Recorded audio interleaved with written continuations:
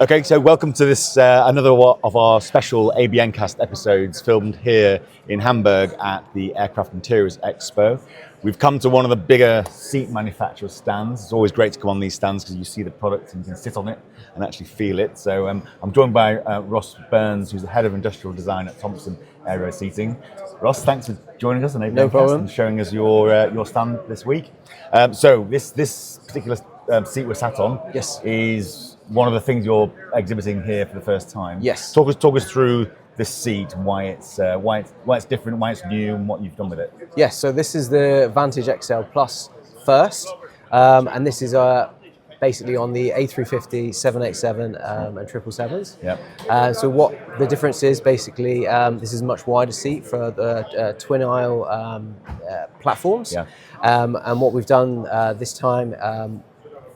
What it gives you is obviously much more width, and you could, what's great about these suites, the enhanced front row, is you can have dual dining, and you can So there are seats you can't see on camera at the moment, but there are seats opposite us. Yes, if a colleague comes in, you can have a chat and a meeting. Yeah. You can obviously bring your friends in, so there can be 4 people dining.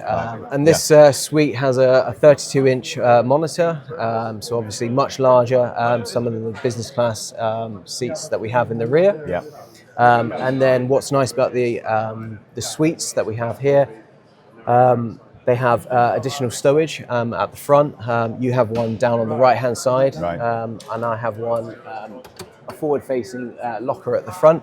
The normal business class seats behind us, they don't have the additional stowage.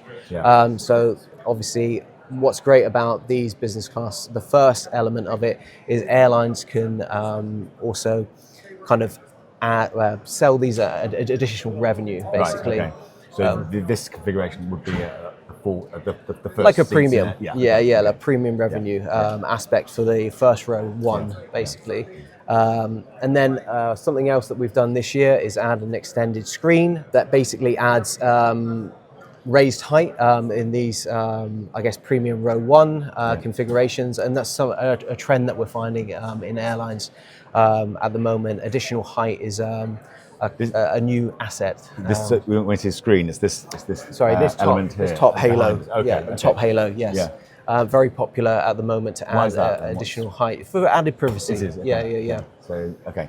So people want a bit of quiet, a bit of privacy. Yeah, and added that screen privacy. adds to that. Yeah, sense. and then I guess it's also for exclusivity, demarcation between the normal business class cabin and the first class element as well. Right.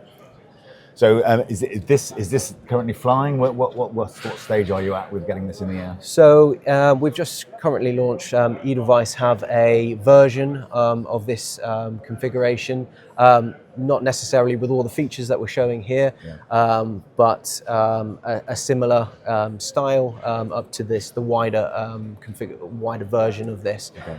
But this is the first time that we're actually bringing this full version to the show this year. Okay. And what's been the reaction? I'm sure you've demonstrated it to a number of airlines this week. Yeah. No, it's feel? been a great one actually. Yeah. The space is the big winner for this configuration.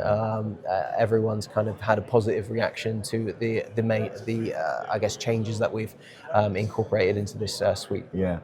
It's space really that's sort of is luxury, isn't it, on an aircraft? Obviously, Yes. try and find ways to give people more space, and yet still have lots of the functionality, which obviously takes up space. So, how is Thompson trying to make their seats feel spacious, but yet still have all the functionality you expect? I think it's all about pushing the engineering as far as you can without losing.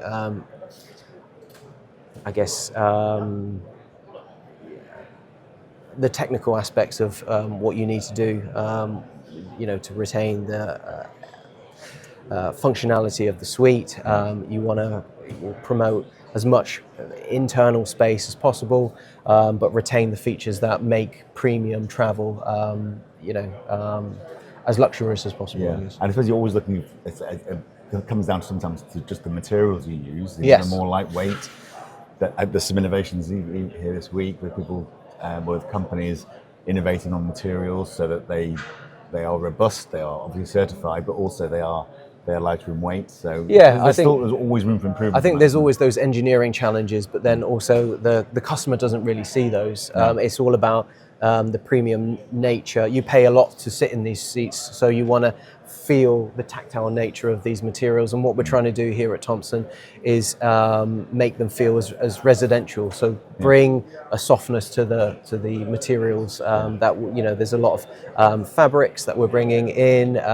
Make them feel as homely as possible, so you feel totally comfortable when you're in the suites. Yeah. And homely. It's like natural fabrics. I mean, obviously this, I'm not sure, is this a laminate or is it actually a wooden? No, this one's a laminate. Okay. But soft leathers. It's got that feel of wood. It's not totally flat. You can feel. Yeah, there's a little tactile. Yeah, that's kind of. It's psychological, I guess, but it makes a difference. Yeah, definitely. So we've done that with some of these surfaces. A lot, like I said, a lot of the fabrics, bringing the softness to the suite, soft leathers, a tactility to some of the woods. But yes, trying to do that and bring a feel of home to the suite. So this is one of the seats you're exhibiting this week. Yes. We've got a number of others around us. Yes. What else is on stand this year, and what else has been proved popular with the exhibitors? Yes, so we've got, we'll show you Vantage Nova.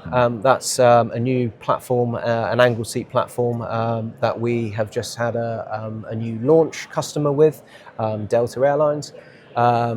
So we can take a look at that, and that's a new. It's going to be hopefully a very popular seat for us. Yeah, and the angle. So explain the angle side of it. Why is that? Some airlines prefer forward-facing seats. That's the seats that we're in today, and then some airlines prefer angled seats. Angled seats can sometimes offer a more efficient way of offering higher densities. That can help. You can potentially, in some cases, get an extra pack. More packs in. Yeah. So, yeah, it is personal preference sometimes, but sometimes it is just simply because some airlines just simply prefer to fly that style of seat, an angled seat. They're frequent flyers like that style of seat. It's like I said, personal preference. You're designing for the customer, obviously the end user, as we are sat here, but also for the crew as well, to make sure that they can serve these customers, because that's obviously a really important part of looking after your premium customers. So how do you keep what the crew in mind, and the way they want to operate? Yes, in some of our seats. Nova on the Nova, it has we've thought about the crew and tried to integrate some features that might help them out. Nova's slightly a newer seat, and it has like a table release on the aisle side. Has a kind of a paddle latch for them to easily, because it's on the angle, it's not necessarily as easy to release the table. So kind of thinking about the way that they interact with the passengers a little bit more with the newer features. Yeah, obviously Thompson doesn't only do these higher end premium seats. You do the full range. What's happening? What's the big trends in the more sort of economy type seats? Are you finding some of the stuff that used to be considered premium now becomes standard in those seats, and it's just raising the overall standard of the experience? So Thompson's are currently only doing business class seats. So we have sister partners. We have GI Seating across the way. And they're currently doing more economy seating and economy plus seating. So probably we would need to go and see those guys about that topic matter. Yeah. You're head of industrial design, so you're obviously always looking to the future and what's coming along. What are the big trends that you're sort of working on today that you'll be bringing to the show in future years?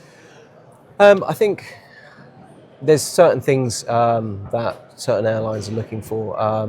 Like I said, privacy is a big thing. So we're looking at an extended privacy, but sometime in the future, potentially our suites might be fully integrated in terms of privacy. Yeah. So that's kind of a big thing. Obviously, comfort levels are always a big topic matter, and the hot topic is always how big is your screen. So The bigger the better. yes, Okay. in many countries, the bigger the better. Yeah. So we've seen some amazing screens here as almost as concept with big wraparound. yes. We're seeing that. Yeah. We're seeing that in some other manufacturers Yeah. as well. So integrating schemes like that is probably something that Thompson will look at in the future. Is it challenging to integrate that kind of thing? Or Yeah, because really, if you're having something like that, it's the starting point of the suite. But then you also got to be cautious of, the passenger as well. Is it too much? There is a conversation about sensory overload. Almost. Yes. How is it going to affect the user? And if it is, and how is it used? Because you can't necessarily have all of it on at all times, because it might be too much for the passenger. Or is it, like I said, you might have just some small pieces of information at certain points, but the rest of it is the screen. So it's how you use that screen capability throughout the flight. Yeah, and airlines are increasingly looking to use, the seat functionality to sort of to differentiate themselves, aren't they? So they're looking for something to be different from their competitors. Yes. It's difficult because obviously a seat's in the end of the day the seat, and you're providing seats for everybody. So to what extent can airlines really bespoke, the experience through the hardware? Yeah, obviously the hardware, as a seat manufacturer, we plan for areas to be customized. And then the hardware is often, I guess, rejuvenated probably every kind of 3 years. The manufacturers would come in, and the latest, say, IFE control handset or the latest monitor would be installed. So we have to plan for that every time. But generally, we would have features on the seat that we would look to integrate or upgrade in those customizable areas. So that's kind of how we do it. Yeah, and the other big thing is sustainability, obviously. So it's keeping the weight of the seat down. Despite all the functionality, that will always add some weight to it. So is there still innovations in that area to offer the functionality but keep the weight and keep the impact of the seat down? Yeah, I think going back to sustainability, that has been a hot topic at the show for the last probably 2 or 3 years, and it's a growing. I guess there's a growing group of people that are kind of talking about that subject, and there's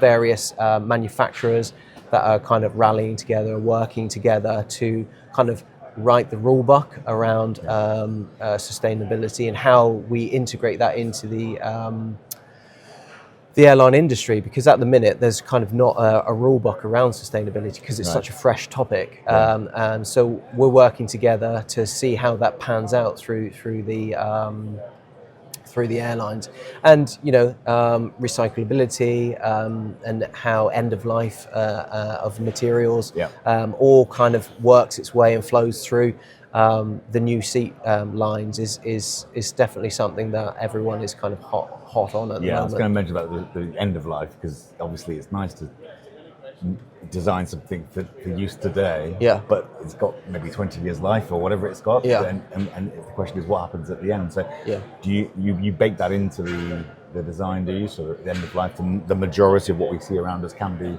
either recycled or reused or repurposed? Some airlines are kind of building that into their we call them RFPs, but like their requests right at the beginning of their seats, because they're finding it such a important part of the way future for their seats. They think it's definitely part of their story that they're telling. So they want to be at the forefront of what they believe will be the way that seats should be manufactured in the future. Yeah, and I suppose the other trend at the moment is that a lot of the aircraft are being kept in the air longer. Due to the issues that the industry is facing. So they're looking to upgrade cabins.